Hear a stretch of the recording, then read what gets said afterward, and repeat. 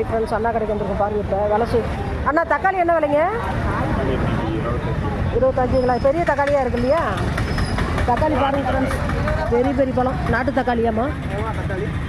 பாருங்க ஃப்ரெண்ட்ஸ், ஒன்று எவ்வளோ பெரிய பழம் இருக்குன்ட்டு. பெரிய பெரிய பழமாக இருக்குது பாருங்க.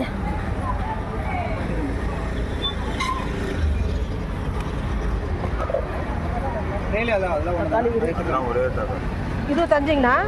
நாட்டு தக்காளி. பாவக்காய் என்ன விலைங்கண்ணா? 50. நாட்டு பொருளுங்கண்ணா? பீர்க்கங்க 50. நாட்டு அவரைக்காய் 60. காய்கறி விலை பரவாயில்லைங்கண்ணா? தக்காளி மட்டும் தான் விலை கம்மியாக இருக்குது இல்லைங்களா? சரி பாருங்க, அண்ணா கடைக்கு வந்திருக்கோம். காய்கறி விலை என்னங்கண்ணா? முட்டைக்கோசு பீன்ஸ் 40. கிலோ 20 ரூபா தான். பரவாயில்லையாண்ணா?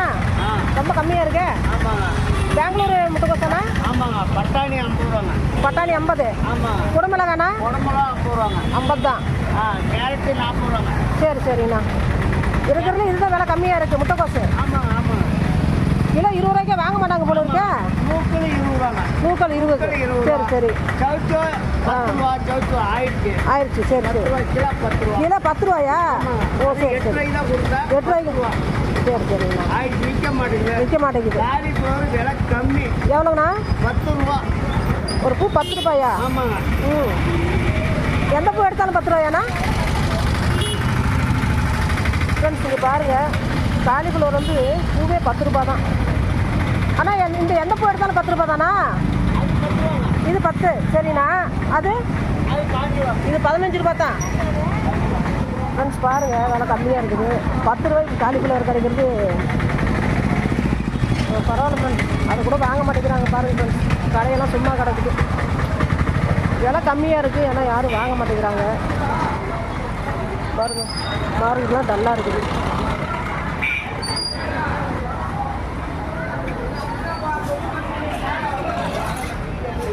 இந்த மாதம் அப்படி தான் இருக்குமாண்ணா? இல்லையா? இல்லை. சரி சரி. என்ன விலைக்கு எடுக்கிறீங்க? எடுத்து என்ன விலைக்கு விற்கிறீங்க? அப்போ லாபம் இல்லாமல் எப்படிண்ணா? ஓ சரி சரி. வியாபாரம் அதான் கொஞ்சம் இந்த மாதம் ஃபுல்லாக அப்படி தான் இருக்குங்களா?